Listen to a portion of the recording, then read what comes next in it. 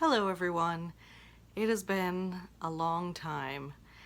I had my blog for about 10 years and I blogged nearly every day, at least every weekday, for many, many years. So I kind of disappeared off the face of the earth in the last couple of years.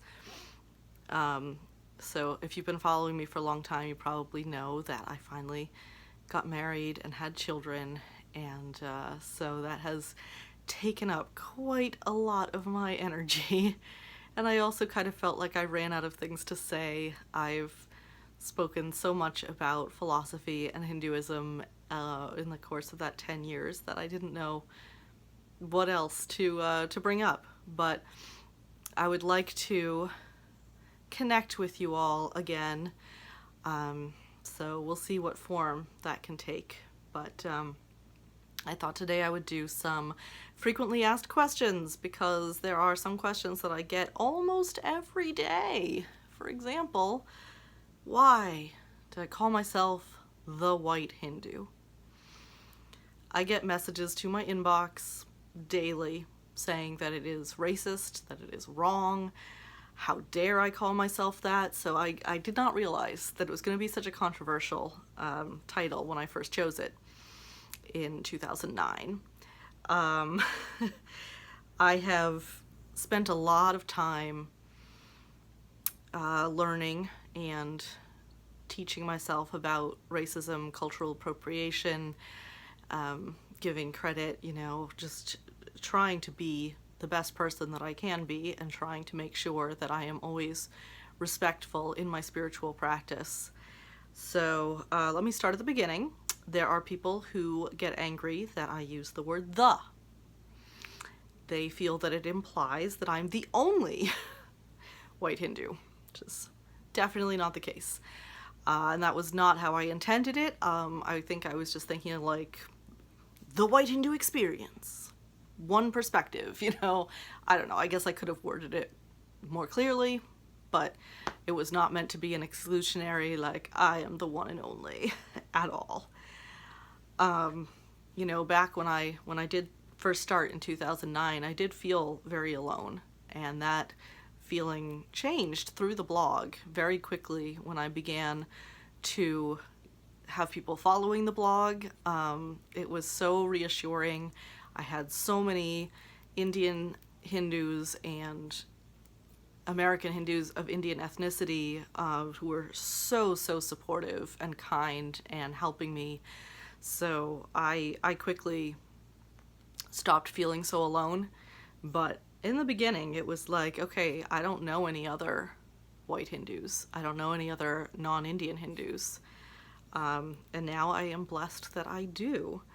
But I knew of some of them, of course. There are books, there are courses. This one little bit of hair is really bothering me. This is like my postpartum regrowth. It's like much shorter than the rest of my hair. Anyway, so obviously mentioning being white is a big controversial thing. And I don't regret that. I think it has worked out in my favor that I chose that title because it's an attention grabber. You see a blog post, an article, something about the white Hindu, and you're like intrigued. What is that? Who is this person who dares to call herself the white Hindu?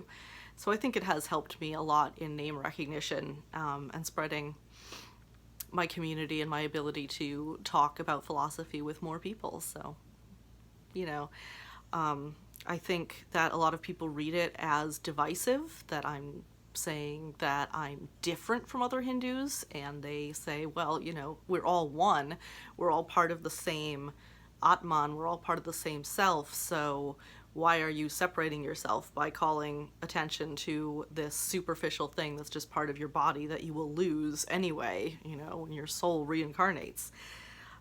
Which is fair point.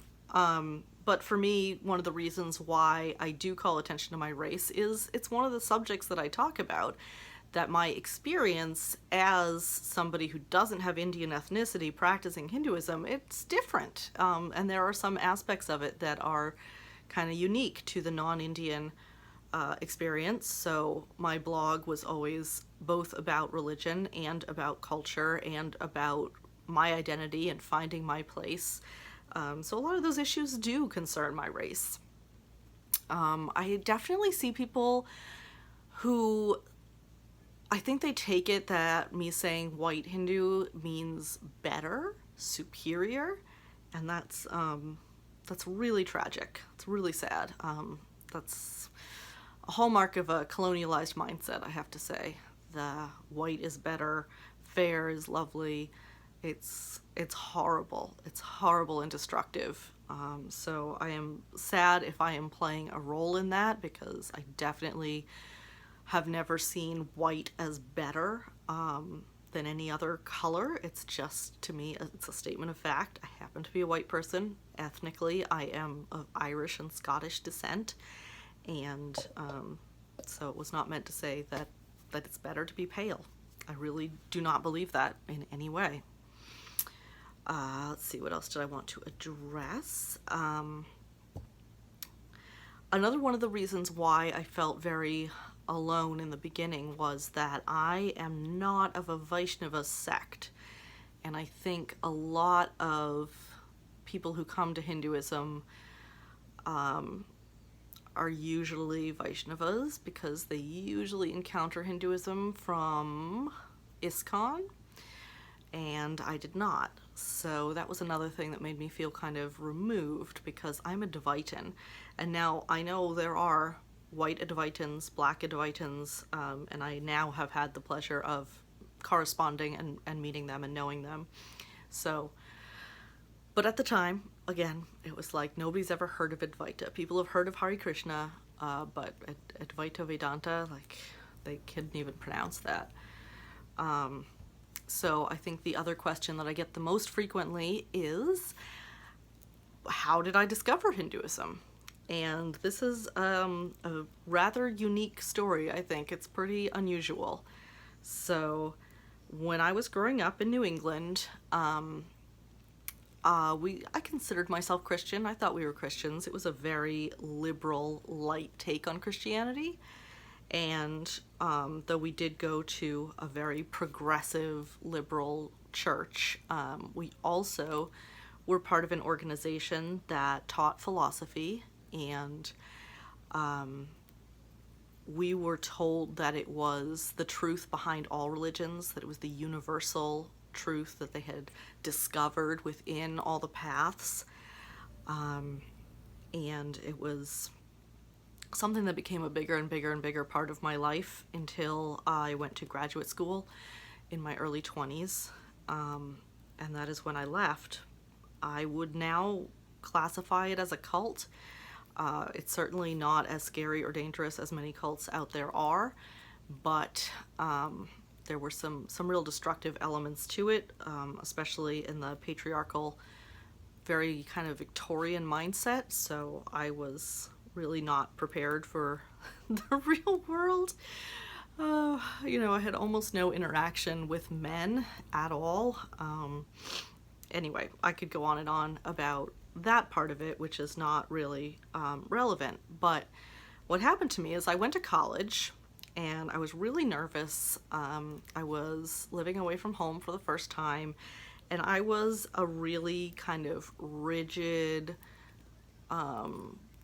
very religious kid. I was becoming more and more religiously conservative, leaning towards some form of conservative Abrahamic faith. I had looked into convents. I had looked into converting to Orthodox Judaism. I found the real intense rule following of more conservative branches very appealing. So I was starting down that path, and I got to college and I found this Christian group, the Interfaith Christian Fellowship. Interfaith, that's not right. InterVarsity. Interfaith, why would they be interfaith? InterVarsity Christian Fellowship. And I really did not realize how very Christian they were, that they were really more closer to what I would think of as fundamentalists. maybe it depends on the school that you're at, and maybe it was just my perspective coming from such a liberal church, but like I hadn't heard this Jesus died for our sins thing. That was pretty new to me. In our church, it was like, Jesus said to be good to people. Okay, we're going to be good to people. Treat others as you would like to be treated. And my parents would add, because they are you. So I was blown away. I had never heard this exclusivity before. This like, Jesus is the only way to God, the only way to truth. And that was really scary because I had already really dedicated my life to enlightenment and spiritual pursuit and trying to become, to attain moksha. So I thought, if they're saying they have the exclusive truth, then I have to pay attention and check it out and see, I don't want to have the wrong answer, So I really dove into Christianity at that point, and I just kept hitting a roadblock. I couldn't quite make it all the way. God needing a blood sacrifice of his own son to forgive human sin, it never made any sense to me. I still to this day can't fathom how that works. It's just like complete, and I'm not trying to judge anybody who that's their belief. I mean, a lot of people have that belief. I cannot grasp it. And I started thinking, maybe I can fake it. Maybe I can pretend and be this dutiful Christian wife to someone. It was all about the courtship. The book, I Kissed Dating Goodbye, had just come out. And now, interestingly enough, the guy who wrote that book is getting divorced and denouncing Christianity. But I realized the thing that really hit me was that if I had children, I would not be able to lie to them. I wouldn't be able to tell them that I believed that this was the truth, because I didn't. I just really, really didn't. And I wanted to believe it. I had fallen deeply in love with a devout young man there, and I couldn't date him because I really wasn't Christian.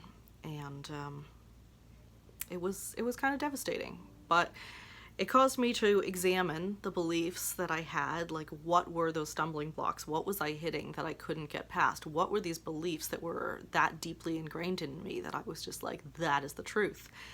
And as I looked at what they were, I was like, wait a minute. This is Hinduism. This is 100% entirely all Hinduism. I was told growing up, we're just taking the universal truth at the foundation of religions. But now I think actually what they did was they took Hindu philosophy and forced everybody else's religion into that framework. They looked at other people's religions from the perspective of Hinduism. And I should have realized that sooner, considering that the leader of the organization got all his material directly from a Shankaracharya in India. He would visit regularly Sri Shantananda Saraswati, who passed away in the 90s, as did the leader of the organization. But yeah, it was all coming directly from an Advaitin guru. So yeah, that was when I was like, yeah, I'm Hindu. And I've actually always been Hindu. I was raised Hindu without ever knowing it. I mean, I learned mantra-based meditation, transcendental meditation. I learned Sanskrit. I was chanting in Sanskrit. I mean, all of these clues, just like, how did you not realize this? But hey, I was a kid. So I spent my 20s trying to sort of figure out where I fit and what that meant, what it meant to be Hindu, but not Indian. How much should I or could I take on from Indian culture? What parts are culture? What parts are religion?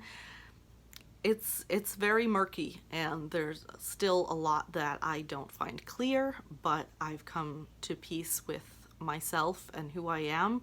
I know that there are people who still say that I cannot be Hindu because I just have to, wait to be born Indian in my next life. But those are rare. I find that it's usually white people who say I can't be Hindu, and sometimes American-born people of Indian descent who maybe feel a disconnect from their culture, and I think it can be upsetting to see me immersed and comfortable in it when they are not. That's just a theory. I don't know. That's how it comes across to me. But it's rare. I have been really, really welcomed by enormous numbers of Indian Hindus, and I am so appreciative of that. I have such a large fan base by now, and it's just incredible. When I started those days on Blogger, just sending out my thoughts into the ether with nobody reading it, and now there's 35,000 people on my Facebook fan page. That's just amazing. So I'm so blessed and so lucky that I've been able to share my journey with people, to inspire people, to help people to know that, like, Hinduism is not a closed door. We hear this, you can't convert to Hinduism thing, but really, that just means there isn't a conversion ceremony and nobody's going to proselytize you and tell you should be Hindu. But if Hindu philosophy is what makes sense to you, then do it. I mean, to me, I've studied every religion, every major religion in the world pretty extensively, and the only one that really fits my experience of life is Hinduism. So to me, it's just like blindingly obvious. This is the truth, but I know everyone feels that way about their own faith. So obviously, I don't proselytize people or tell them they should be Hindu, but I'm very, very happy and content to be Hindu. I am married to a white man who practices Buddhism and Taoism. His branch of Buddhism and my branch of Hinduism are extremely similar, so we have good-natured little fights about minor philosophical and semantic differences, but we really are on the same page with how the universe works and how we want to raise our children. So I think that's about covers it. That's a nice long video about some of the questions that people have about me, but feel free to leave any other questions in the comments and I'll try to do another FAQ video. I'm planning to try to do some live puja. I think it would be really neat to do live videos of me performing a simple little daily puja every once in a while. So we'll see if I manage to keep up with that. My kids are now 4 and 2, which is it's challenging. It's a challenging time. But thanks for sticking with me. I really appreciate you, and thank you for listening.